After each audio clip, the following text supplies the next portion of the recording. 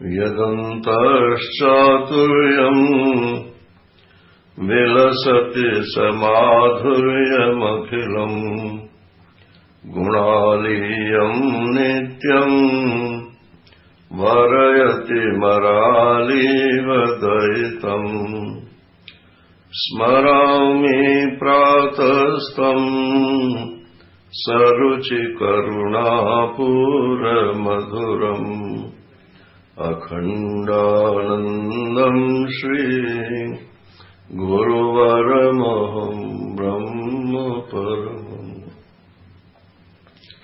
नारायणम् नमस्कृत्य नरम् चैव नरोत्तमम् देवीम् सरस्वतीम् व्यासम् ततो जयमुदीरये शङ्करम् शङ्कराचार्यम् केशवम् बादरायणम् सूत्रभाष्यकृतौ वन्दे भगवन्तौ पुनः पुनः ईश्वरो गुरुरात्मेति मूर्तिभेदविभागिने व्योमवद्व्याप्तदेहाय दक्षिणामूर्तये नमः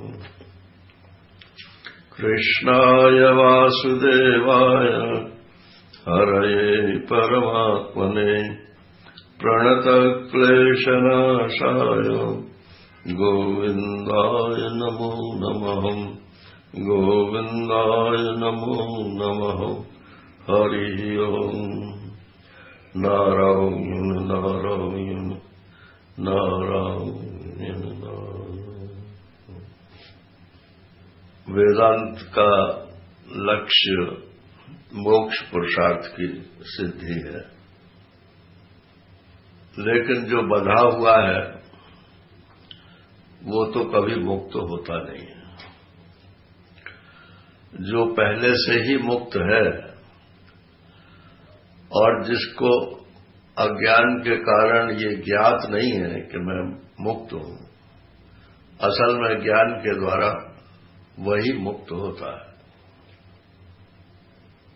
तो मोक्ष पुरुषार्थ की सिद्धि केवल ज्ञान से ही होती है। दूसरे दर्शन तो मुक्ति मानते ही नहीं है। वो कहते हैं जीव तो हमेशा जीव ही रहता है, तो ईश्वर चाहे जब अपने पास रख ले और चाहे जब उन्हें संसार में भेज दे। तो अपने पास रख लिया तो वही मुक्ति है और संसार में भेज दिया तो वही बंधन है। तो माने पराधीनता ही उनके यहां मुक्ति है। ईश्वर की पराधीनता को वो पराधीनता नहीं मानते। वो कहते हैं तो यही स्वातंत्र है जीव का, अपना अपना दर्शन है, सोचने का ढंग है। अगर हम दुखी हैं तो कोई भी दर्शन क्यों न हो, यदि वो हमारे दुख को नहीं मिटा सकता है तो उस दर्शन का कोई लाभ नहीं है। मरने के बाद हम कहीं पहुंच जाएंगे तो उस मुक्ति का क्या करेंगे? जीते जी तो दुखी रहे और मरने के बाद कहीं जाकर के सुखी हो गए। जो दृष्ट दुख की निवृत्ति है वो प्रयोजन होना चाहिए। एक होता है दृष्ट दुख की निवृत्ति और एक होता है अदृष्ट दुख की निवृत्ति। अदृष्ट दुख की निवृत्ति क्या है कि प्रारब्ध से जो शरीर में दुख आते हैं, जो अपने हाथ में नहीं है, वो तो कहलाते हैं अदृष्ट दुख। उनकी निवृत्ति शरीर रहते हुए किसी भी प्रकार से नहीं हो सकती है, लेकिन दुखी बना उसमें भी निवृत्त हो सकता है।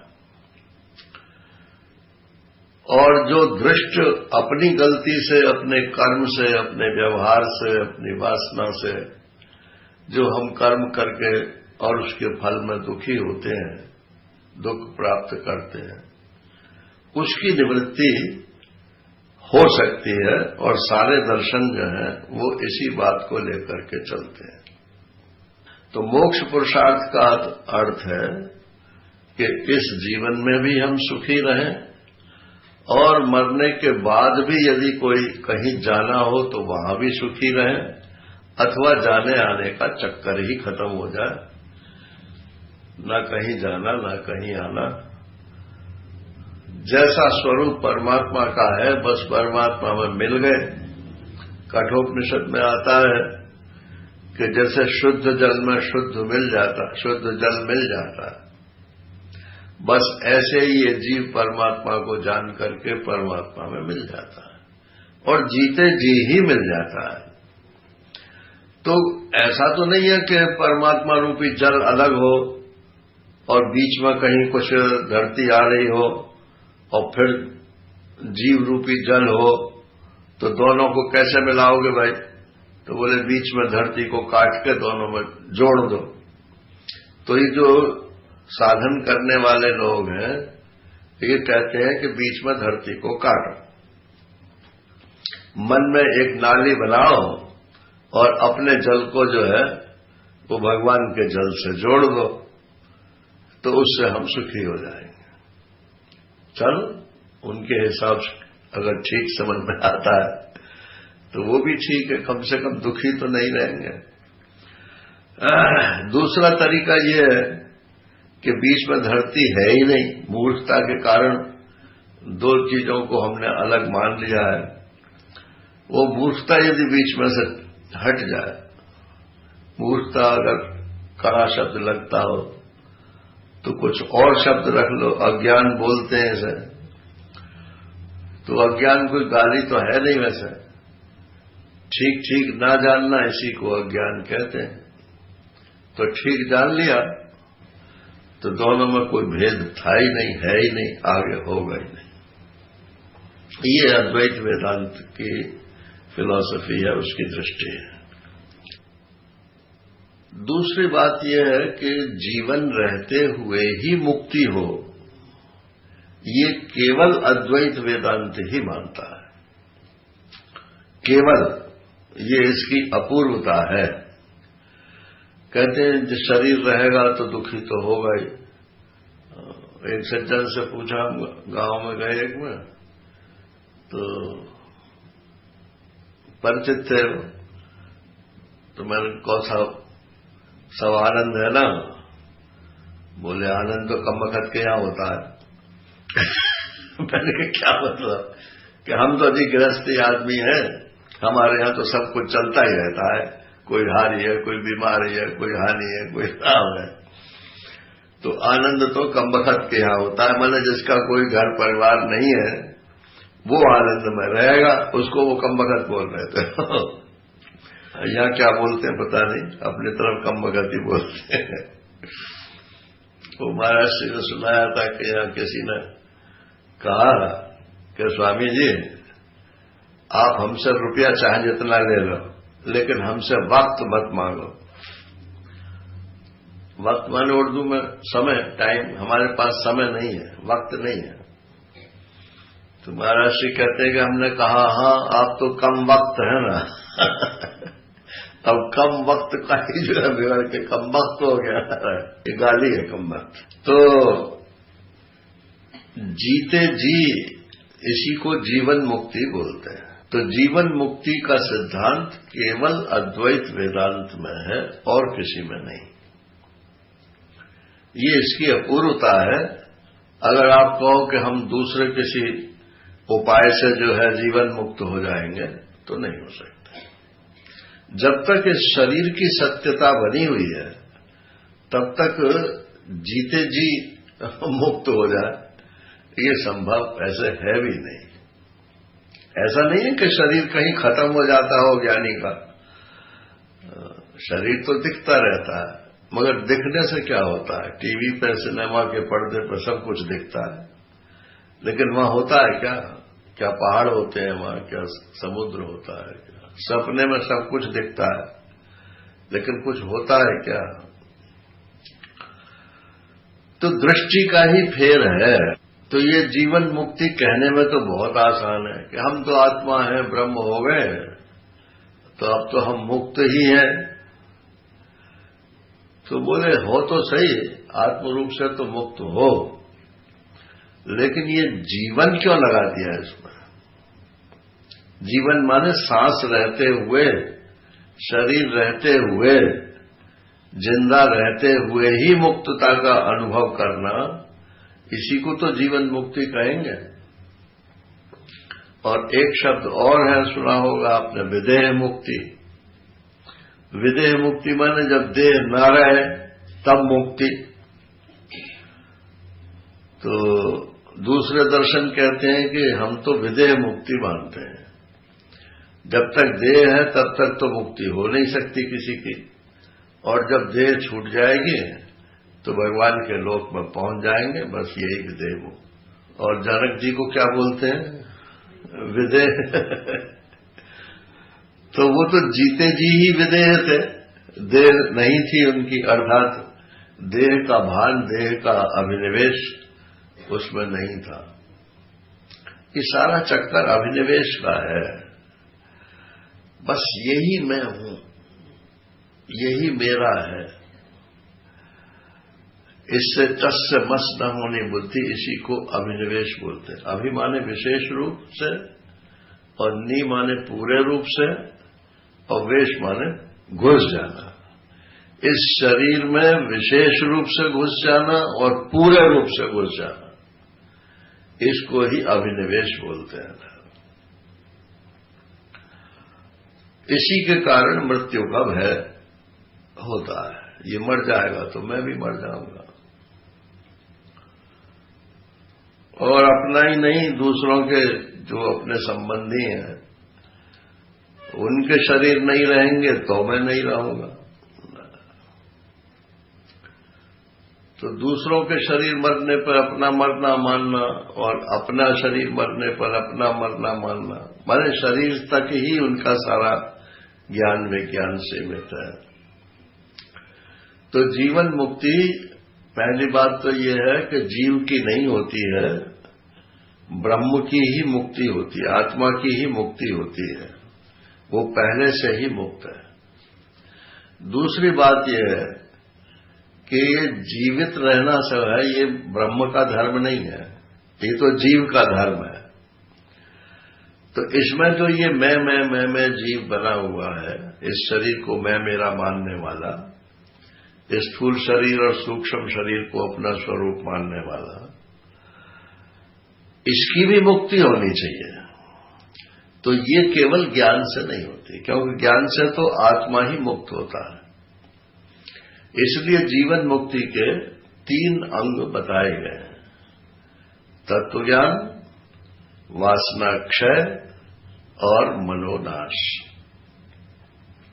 तत्वज्ञान, वासना क्षय और मनोनाश। तब ये जो व्यवहारी मैं है, इसको अपनी मुक्तता का अनुभव होने लगता है। आत्म रूप से तो मैं मुक्त हूं, ये तो ठीक है, लेकिन अब 2 प्रकार के ब्रह्मज्ञानी हैं। एक तो दुख आने पर रोता है, वो भी ब्रह्मज्ञानी है, और एक जो है दुख आता है लेकिन दुखी नहीं होता है, वो भी ब्रह्मज्ञानी है। जो दुखी नहीं होता है वो तो अपना आत्मा में बैठा है, और जो दुख आने पर दुखी होता है वो तो इसी व्यवहारी में ही बैठा है, इसी को सच्चा मान रहा है। एक दृष्टांत सुनाया था महाराज श्री ने कि श्री जयदयाल गोविंदकारी जो थे, वो तो ब्रह्मज्ञानी थे, इस पर कोई शक नहीं। तो उनके कोई दामाद की डेथ हुई सर, तो वो लोग बातम पुरसी करने के लिए आने लगे। अब वो रोमे जयदयाल जी। अब लोग उनको कहें, महाराज आप तो ब्रह्मज्ञानी हैं, आपको इतना शोक नहीं करना चाहिए, हम लोगों की क्या हालत होगी। जब वो क्रियाकर्म सब हो गया तो महाराज जी कहते हैं कि हमने पूछा, सेठ जी क्या आप वास्तव में दुखी होकर के रो रहे थे?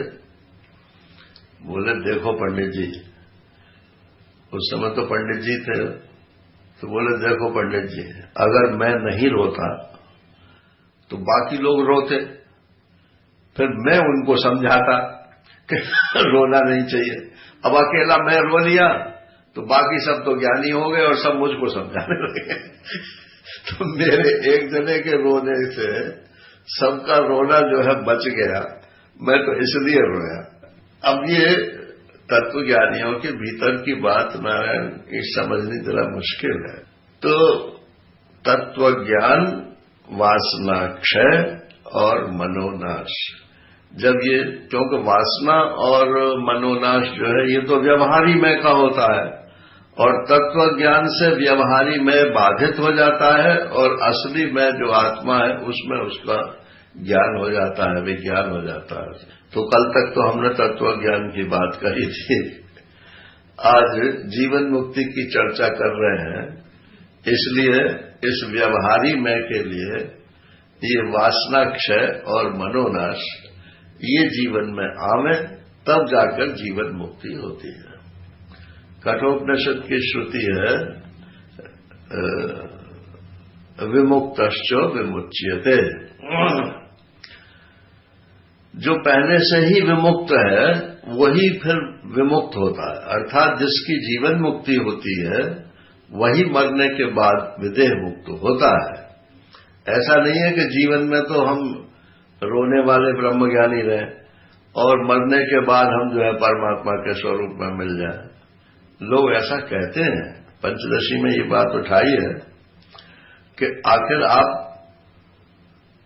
ये रोने वाले ही ब्रह्मज्ञानी क्यों बनना चाहते हो?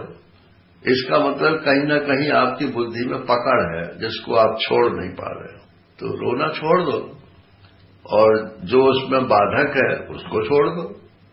तो वो लिखते हैं पंचदशीकार कि यदि जिस आसक्ति के कारण आप इस समय नहीं छोड़ना चाहते हो किन्हीं चीजों को, तो जब आपकी मृत्यु का शरीर की मृत्यु का समय आएगा तो क्या उस समय वो आसक्ति प्रकट नहीं हो सकती है?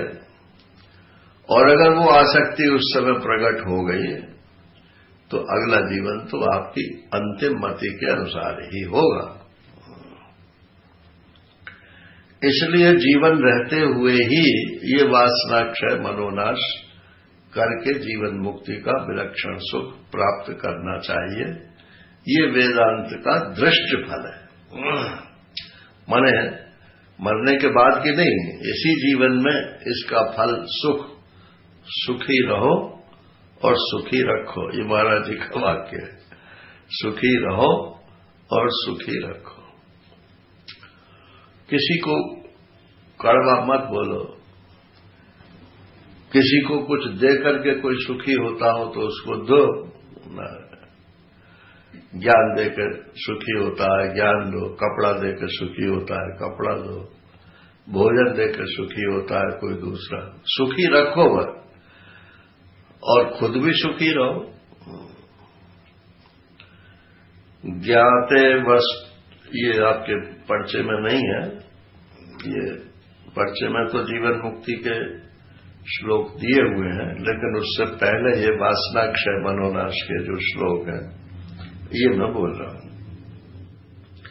ज्ञाते वस्तुन्यपि बलवती वासना नातिरेषा कर्ता भोक्तापि अहमिति दृढ़ा यास्य संसार हेतु प्रत्यक दृष्ट्यात्मनि निवसता सापनेया प्रयत्नान् मुक्तिं प्राहुस्तदहि मुनयो वासना तानवं यत्।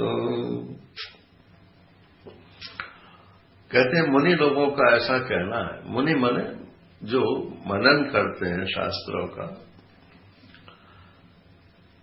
तो तत्वज्ञानी तो हैं लेकिन फक्कर टाइप के हैं। बोले पोथी पन्ना फाड़ के फेंक दो, क्या जरूरत है? तो ऐसे नहीं, जो तत्वज्ञानी भी हैं और शास्त्रों का मनन भी करते हैं, ऐसे जो मुनि हैं उनका ये कहना है कि वासना की तनुता, तानवम, वासना का हल्का होना, इसी को मुक्ति कहते हैं। अब 7 भूमिकाएं तो आपको याद होंगी, क्योंकि यहां तो सत्संग चलता ही रहता है। शुभेच्छा, विचारणा, तनु मानसा, ये तीसरी जो है ना, तनु मानसा। तनु माने डाइल्यूट। तो ये मन में जो वासनाएं हैं, कामनाएं हैं, ये आप जीरो तो नहीं कर सकते हो इनको, लेकिन इनको हल्का कर सकते हो। इनमें वजन न रहे, ये आपको कर्मों में प्रेरित न करें, ऐसा आप कर सकते हो। तो वासना, अच्छा, वासना और कामना में क्या फर्क है? कामना होती है इच्छा, इच्छा मात्र को ही कामना बोलते हैं। किसी विषय को लेकर के इच्छा होती है। और वासना कहते हैं तीव्र कामना को। जैसे किचन में वो हींग होती है ना, तो एक दफे किसी डिबिया में हींग रख दो आप, फिर उसे चाहे जितना धो मांजो कुछ भी करो डिबिया को, लेकिन उसकी हींग की गंध नहीं जाती है। इसी प्रकार से ये जो अंतःकरण है, इस डिबिया में कुछ कामनाएं ऐसी हैं, पुराने जन्मों से चली आ रही हैं, कि उनकी बास, हिंदी में बोलते हैं बास, संस्कृत में बोलते हैं वास। तो ये वासना माने बास। उसकी जो दुर्गंध है वो इतनी भर गई है कि वो उसमें से निकलती नहीं है। तो उसको आप डाइल्यूट कर सकते हो और कामनाओं को छोड़ सकते हो। विषयों की इच्छा होती है, लेकिन आप उसको न लें तो कामना छूट जाएगी। इसको संसर्ग दोष बोलते हैं। संसर्ग माने जिसके साथ आप रहने लगते हो, बस उसी के गुण दोष अपने ऊपर चढ़ जाते हैं। बोले वो साहब हमारा फलाना, अरे तुम उनके साथ रहते हो तो उनके साथ छोड़ दो, फिर उनके गुण दोष सुख दुख उनसे आपका क्या मतलब रहे? अब बार बार सुबह से शाम तक 10 बार उनका संपर्क करते हैं और फिर कहते हैं कि अब तो हम फलाने के दुख से दुखी हैं, तो हो गई, अपने आप ही हो गए। इसको संसर्ग दोष बोलते हैं। तो संसर्ग जिसका जितना कम होगा, उसके जीवन में दुख उतना ही कम होगा। और संसर्ग से सुख की इच्छा भी बढ़ती है। फलाने के घर तो फलानी चीज है, अब है तो है, तुम्हें क्या मतलब है कि हमारे घर भी होनी चाहिए। अब पहले तो कोई इच्छा थी नहीं, उसके घर जाकर ये इच्छा मोल ले आए वहां से। अब ये टीवी पे देख देख के सारी इच्छाएं निकलती। अब क्या तो फलानी चीज लानी है। विज्ञापन का युग है आजकल। जिसका विज्ञापन ज्यादा है उसी की कामना उत्पन्न हो जाती है। तो कामनाओं को तो आप रेगुलेट कर सकते हो, लेकिन ये जो वासना है इसको तो आपको डाइल्यूट करना पड़ेगा। ये पूरी तरह से जाएगी नहीं। अब डाइल्यूट करने के 2 तरीके हैं। एक तो कर्मयोग का तरीका है और एक भक्ति योग का तरीका है। कर्मयोग का तरीका तो ये है कि शास्त्र के अनुसार उनको वासनाओं को थोड़ा थोड़ा पूरा कर लो, थोड़ा थोड़ा छोड़ दो। और ये तो कर्मयोग का है। और भक्ति योग का ये है कि सब कामनाओं की जगह एक कामना उत्पन्न करें, भगवत वासना जिसको बोलते हैं। हे भगवान, आप हमको मिल जाओ। वो कब होगा? जब आपको हम मिलेंगे। ये वासना जितनी प्रबल होगी, बाकी वासना उतनी दब जाएंगी। यही डाइल्यूशन है। आप चाहो कि ज्ञान से ये वासना कट जाएगी, वो नहीं कट सकती है। ज्ञान से तो आपको ये पता चलेगी कि ये वासना है बस, लेकिन कटेगी नहीं। ज्यादा से ज्यादा ये कर सकते हो कि मैं तो आत्मा हूं, मेरे में तो कोई वासना ही नहीं है। अब मेरे में तो कोई वासना ही नहीं है, और जब वासना का विषय आता है तो दुखी भी मैं ही होता हूं। तो ये मैं दो जगह कैसे बैठ जाएगा? एक दुखी में भी हो जाए और एक आत्मा में भी हो जाए, मैं तो एक ही रहेगा। तो प्रबल भगवत वासना या तो हो या मोक्ष वासना प्रबल हो, तब भी ये वासना डाइल्यूट हो जाती, और या फिर कर्मयोग के माध्यम से थोड़ी थोड़ी उनको पूरा कर लिया जाए और थोड़ा थोड़ा उनको छोड़ दिया जाए। ये जो गृहस्थ आश्रम के सारा धर्म बनाया है ना, ये इसीलिए बनाया है कि मनुष्य की इतनी कामनाएं हैं, तो वो गृहस्थ आश्रम के दायरे में जो पूरी की जा सकती हैं वो पूरी हो जाती है, और बाकी की अरे ये अधर्म है, ऐसा नहीं सोचना चाहिए, वो कट जाती है।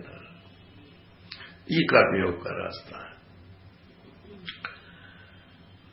तो कहते हैं कि वस्तु का ज्ञान होने पर भी ये जो वासना है ये इतनी बलवान है कि कर्ता भोक्ता की जो दृढ़ भावना है बुद्धि में, वो नहीं कटने देती है, और वही संसार माने जन्म मरण का हेतु है। इसलिए मुनियों ने ये कहा है कि वासनाओं को हल्का करना ही मुक्ति है, अर्थात मुक्ति के लिए अनिवार्य कंडीशन है। अब वासनाओं को कहते हैं कि 3 विभागों में वासनाओं को बांट लो। लोकानुवर्तनम त्यक्त्वा त्यक्त्वा देहानुवर्तनम, शास्त्रानुवर्तनम त्यक्त्वा स्वाध्यासापनयम कुरु। 3 विभागों में बांट लो। एक तो लोकानुवर्तन, सभी लोग ऐसा कर रहे हैं, हम भी ऐसा ही कर रहे हैं। ये वासना काटने का रास्ता नहीं है, ये वासना उत्पन्न करने का रास्ता है। और देहानुवर्तनम, ये तो जी बायोलॉजिकल नीड है, ये तो जी देह का धर्म है। नारायण, ऐसा कह करके हम देह की वासनाओं को पुष्ट करते रहते हैं। देह की वासना भोजन करने की तो है, लेकिन क्या भोजन करें ये कोई देह थोड़ी बताएगा, ये तो आपकी बुद्धि बताएगी।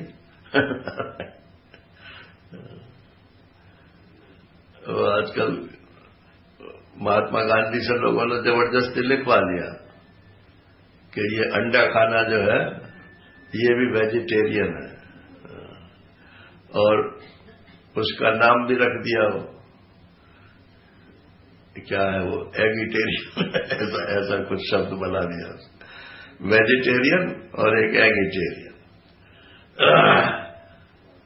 नारायण, अब जो धार्मिक व्यक्ति होगा वो तो कहेगा कि कितने भी गुण सही इसमें, लेकिन हमारे यहां तो ये निषिद्ध है, इसलिए हम इसका सेवन नहीं करेंगे। तो ये देह वासना जो है ये शांत हो जाएगी।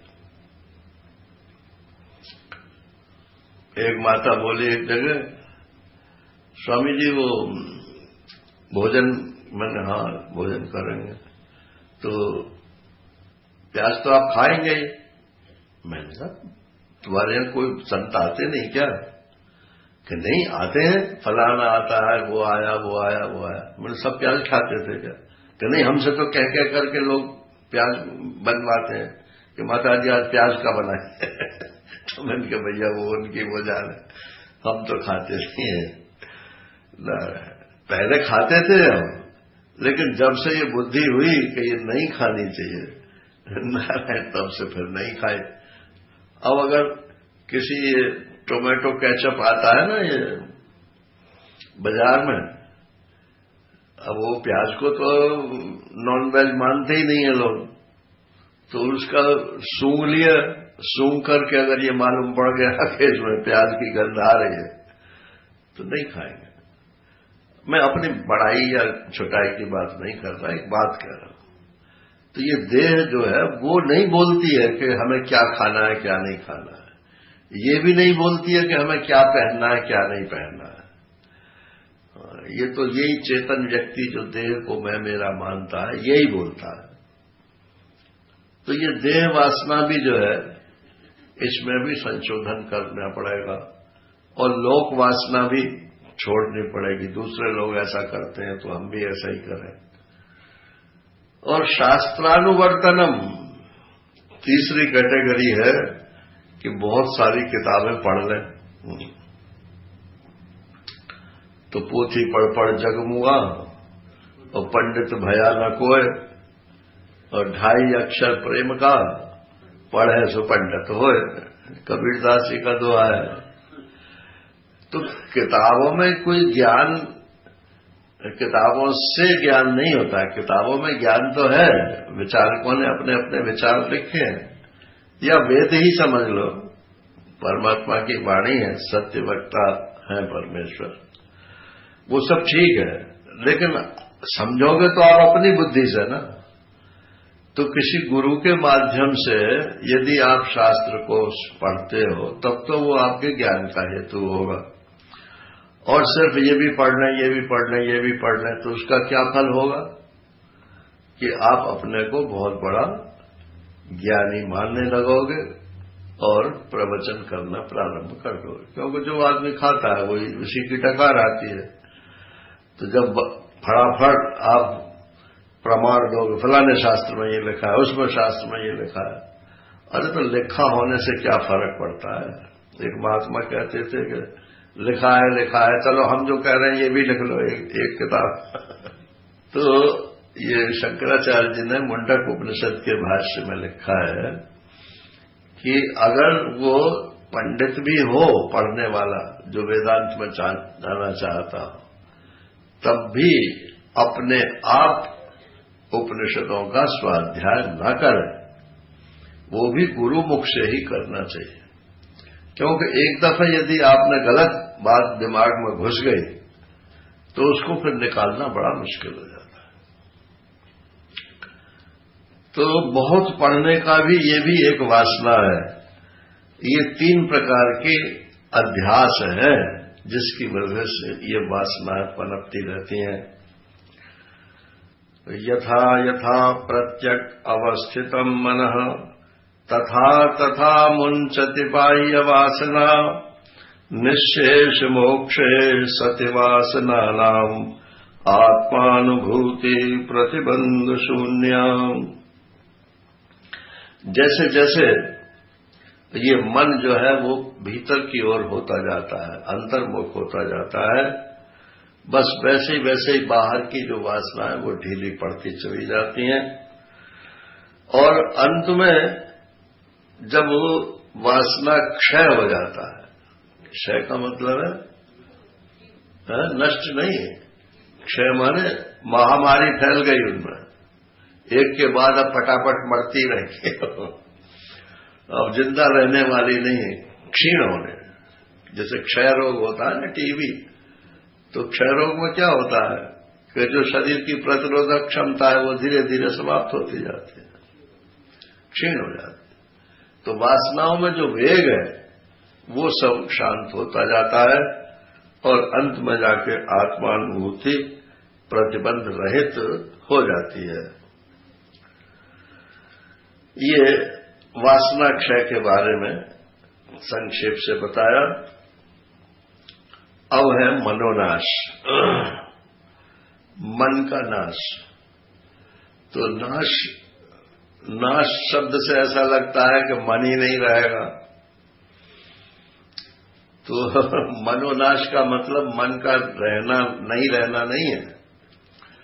मनोनाश का मतलब है मन तो रहे लेकिन उस मन में वही चीज रहे जो रहनी चाहिए, जो चीज नहीं रहनी चाहिए वो ना रहे। अच्छा, आपने कर्म तो बाहर से त्याग दिया, छोड़ दिया, संन्यास ले लिया या जो कुछ भी कर लिया, बाहर से कर्म का त्याग हो गया। अब आप शांत बैठे हो, फिर आपका मन क्यों चंचल हो रहा है? बोले बाहर के विषय तो छोड़ दिए हैं हमने, लेकिन भीतर जो विषयों का पहले किए हुए कर्म है उनका जो संस्कार बना हुआ है वो संस्कार बराबर उद्बुद्ध हो रहे हैं। उसकी वजह से ये मन जो है चंचल रहता है। तो मैं आत्मा हूं ये समझ में आ गया, मैं ब्रह्म हूं ये भी समझ में आ गया, संसार में सुख नहीं है ये भी समझ में आ गया। लेकिन अब तक इतना सुख भोगा है संसार का कि वो मन जो है वो कुलबुलाता रहता है। तो इसको खत्म करने के लिए क्या करें? तो बोले इसी को खत्म करने के लिए समाधि का अभ्यास करो। समाधि ज्ञान के लिए आवश्यक नहीं है। मैं फिर एक बार ये स्पष्ट कर देना चाहता हूं, ज्ञान के लिए समाधि आवश्यक नहीं है, लेकिन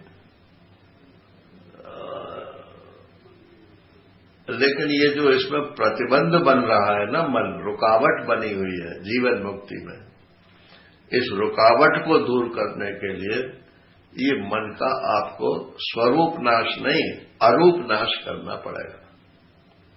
माने मन बना रहे लेकिन उसमें तत्व ज्ञान की बातें हों और दूसरे संसार के भोग विषय बातें ना हो। तो वही धीरे धीरे अभ्यास करो, मन को अंतर्मुख करो। तो एक आध श्लोक इसका भी सुना देता हूं। अंतर्बहिस्वम् स्थिर जंगमेषु ज्ञानात्मना धारतया विलोक्य त्यक्ताखिलोपाधिरखंड रूप पूर्णात्मना यः स्थित एव मुक्तः। इसके लिए सर्वात्म भाव का एक तो यह है कि आसन से बैठ जाओ और बाहर प्राण का निरोध करो, नारायण बाहर के विषयों का चिंतन मत करो, भीतर कोई एक विषय बना लो। तो ये तो ध्यान योग का प्रसंग हो जाएगा इस प्रकार से। एक ये है कि बस शांत होकर के बैठो। अब भीतर जो भरा हुआ है वो तो निकलेगा ना, तो निकलने दो, देखते रहो उसे, कुछ कहो मत ही उसे कि तू रह के जा। जो भीतर से निकल रहा है वो जाने के लिए निकल रहा है, ये आपको ख्याल होना चाहिए। पहले भर गया था, अब वो निकल रहा है। तो बोले कि भरा तो हम नहीं है, वेदांत का ज्ञान भी है, ये तो निकलता नहीं है, और चीजें निकलती हैं। तो एक महात्मा कहते थे कि आप जैसे गांवों में वो कोठी बोलते हैं उसको, जिसमें अनाज भरते हैं ना, आजकल तो टीन के चल गए हैं, पहले तो मिट्टी के बनते थे, कोठी कहलाती थी। तो उसमें सबसे नीचे पहले कुछ बेस बनाते हैं, उसके बाद में फिर उसके मान लो तुमने जौ भरे, चना भरे, फिर उसके बाद होते होते गेहूं भर गया सबसे ऊपर जा करके। अब उसमें जो आउटलेट है उसमें से निकालने का है वो नीचे होता है। तो नीचे से जब आप निकालोगे तो कौन सी चीज निकलेगी? जो सबसे बाद में भरी गई है, जो सबसे पहले भरी है।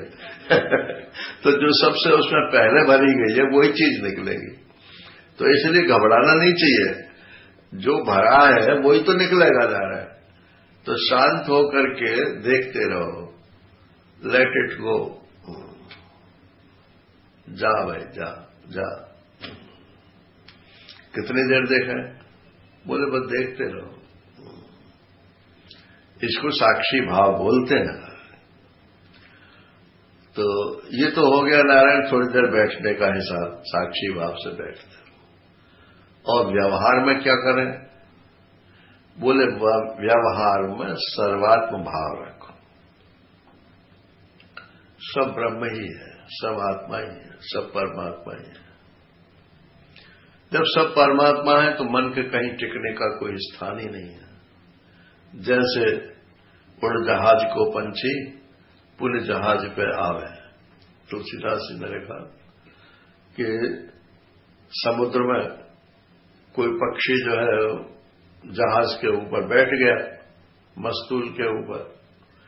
अब जहाज तो चल दिया, अब वो पक्षी उड़ा, उड़ के उड़ता रहा। अब बैठने की कहीं जगह ही नहीं है, चारों तरफ पानी पानी है ना। मीलों चलते चले जाओ, कहीं पानी पानी है। तो जैसे उड़ जहाज को पंछी पुण्य जहाज पे आवे, फिर लौट करके आके कहां बैठेगा? बोले वहीं बैठेगा जहां पहले बैठा था। तो ये मन जो है ये उड़ान भरेगा आपका, लेकिन जब होगा कि चारों तरफ पानी पानी है, सब ब्रह्म ही है, सब आत्मा ही है, तो कहीं इसको ठहरने की जगह नहीं मिलेगी। लौट करके फिर मन वहीं आकर रुक जाएगा जहां पर पहले बैठा था। पहले कहां बैठा था? आत्मा में ही बैठा था। बस यही इसके अरूप नाश का तरीका है। तो जीवन मुक्ति के लिए ये 3 चीजें जो हैं आवश्यक हैं, तभी जीते जी इस मुक्ति का स्वरूप हमको ज्ञात होता है, नहीं तो नारायण ये परोक्ष ही रहता है। अब एक श्लोक में जीवन मुक्त की रहनी बता रहे हैं। शांतो दान्तः परम उपरतः क्षान्तियुक्तः समाधिम् कुर्वन्नित्यम् कलयति यति स्वस्य सर्वात्मभावम् तेना विद्यातिमिर्जनितान् साधु दग्ध्वा विकल्पान् ब्रह्माकृत्या निवसति सुखम् निष्क्रियो निर्विकल्पः। ये जीवन मुक्ति की ये प्रैक्टिकल बातें चल रही हैं। थ्योरेटिकल बातें तो खत्म हो चुकी हैं। आत्मा नित्य मुक्त है, ये थ्योरेटिकल बात है, और इस नित्य मुक्तता का अनुभव करना इसी जीवन में, ये प्रैक्टिकल बात है। तो इसके लिए ये प्रसंग चल रहा है। बोले ये तत्वज्ञानी की रहनी कैसी होनी चाहिए? बोले शांतो दांता परमोपरतः, चित्त शांत है, इंद्रियों में चंचलता नहीं है, और परम उपरतः, और मन बुद्धि चित्त अहंकार माने पूरा अंतःकरण आत्मा में ही आनंदित होता है। शांति युक्त,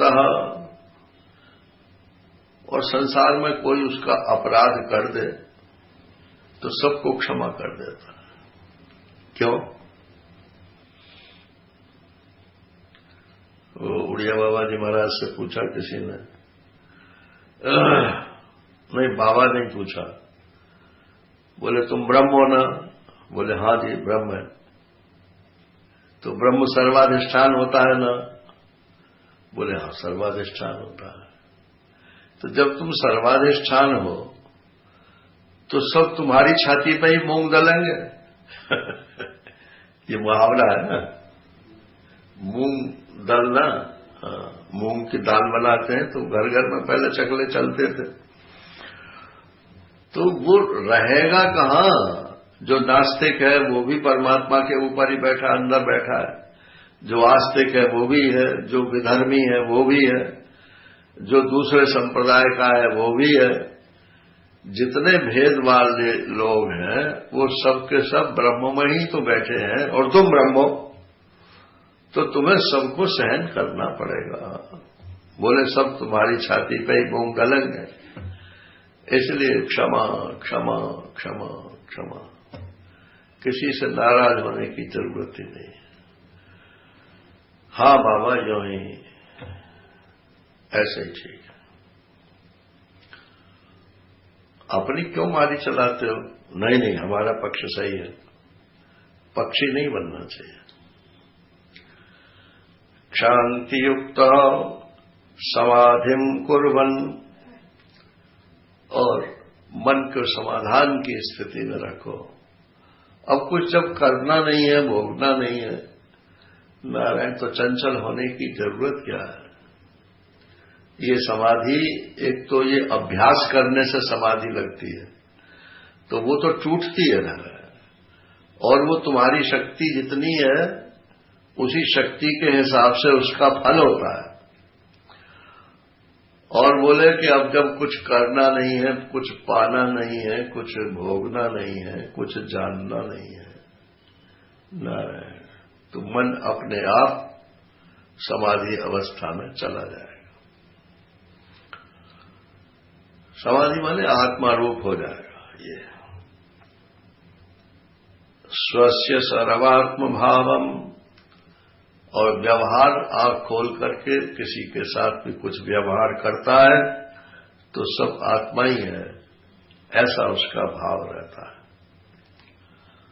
एक आदमी कहता है कौन आया, बोले आ गया, अभी मेरे दिमाग खाएगा है। और एक महात्मा कहता है आओ नारायण बैठो, हाँ हाँ, क्या आपको कुछ पूछना है, पूछो। बोले वो मेरा टाइम हो गया भाई, फिर कल को आना। महाराज जी कहते थे महात्मा का कोई टाइम होता है क्या? सारा टाइम उसका जो है दूसरों के लिए, अपने लिए उसका कोई टाइम नहीं है। हाँ, दूसरा आप कोई काम कर रहे हो, उस समय व्यवधान डालना ठीक नहीं है, वो बात अलग है। तेना विद्या तिमिरजनितान् साधु दग्ध्वा विकल्पान्, अब उसके द्वारा अविद्या जो है, अविद्या का अंधकार और उससे उत्पन्न जितने विकार हैं वो सब दग्ध हो चुके हैं, अर्थात बाधित मिथ्या हो चुके हैं। ब्रह्मा कृत्या निवसित सुखम, अब वो ब्रह्म स्वरूप में कृत्या, ब्रह्मा कृत्या, अगर वो वृत्ति बनाता है तो ऐसा ही काम करता है जिससे कि ब्रह्म और आत्मा की एकता की वृत्ति बने। सुखम निष्क्रियो निर्विकल्प, और कामधाम में उसकी कोई रुचि नहीं है। ये जो कर्मठ लोग हैं इनको जीवन मुक्ति उनकी वाचा है, वाचक है, जवानी जमा खर्च की जीवन मुक्ति है। जो कर्म में लगा हुआ है वो तो नारायण कर्म का अवखरा उस पर जरूर चढ़ेगा। निष्क्रियो निर्विकल्प, कर्म और उसकी वासना, इन दोनों का कोई महत्व उसके जीवन में नहीं रहा। अब आप योग्य हुए कि जीवन मुक्ति के लक्षणों का स्वाध्याय कर सके। माने ये जो आपके पर्चे में है ना, ये जीवन मुक्ति के जो श्लोक हैं, इनकी ये भूमिका मैंने आपको बना करके बताई।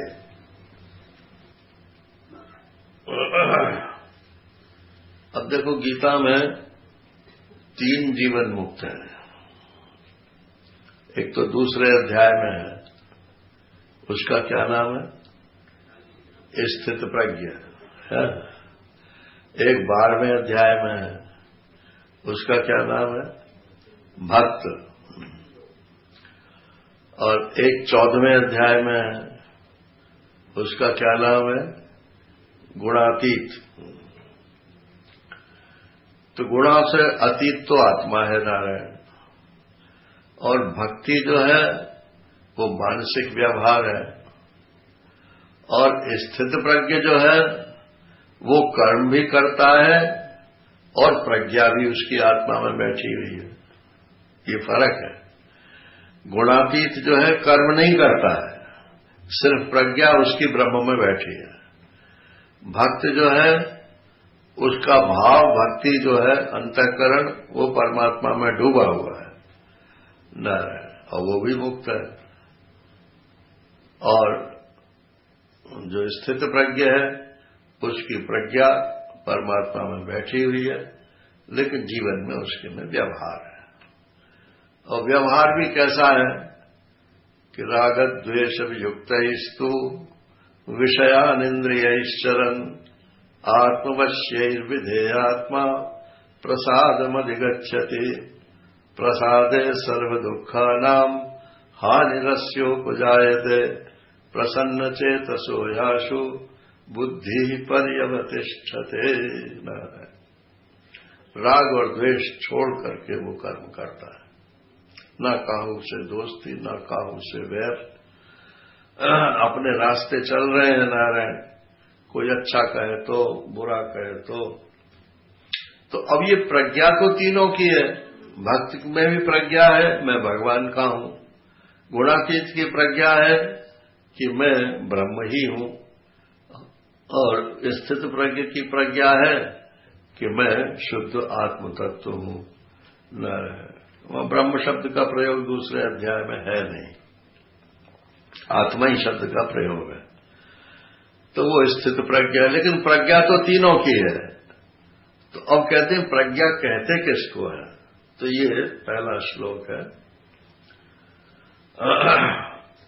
ब्रह्मात्मनो शोधितयोरेक भावावगाहिनी निर्विकल्पा च चिन्मात्रा वृत्ति प्रज्ञेति कथ्यते सुस्थिता सा भवेत् यस्य जीवन्मुक्तः स उच्यते। ब्रह्म और आत्मा का शोधित अर्थ, आत्मा माने मैं, और मैं माने कर्ता भोक्ता भी होता है, और मैं माने चैतन्य चिदाभास भी होता है साक्षी, और मैं माने ब्रह्म भी होता है।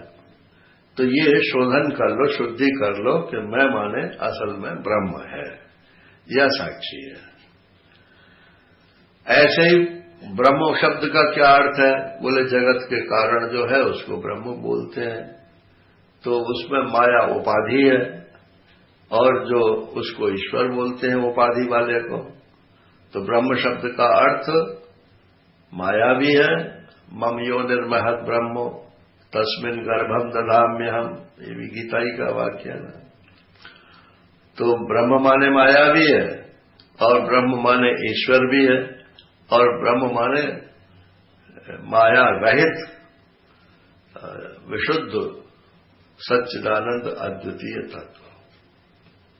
तो ये दोनों का शोधित अर्थ करके अब दोनों की एकता समझ में आ गई। तत्व ज्ञान विषयक बात है ये।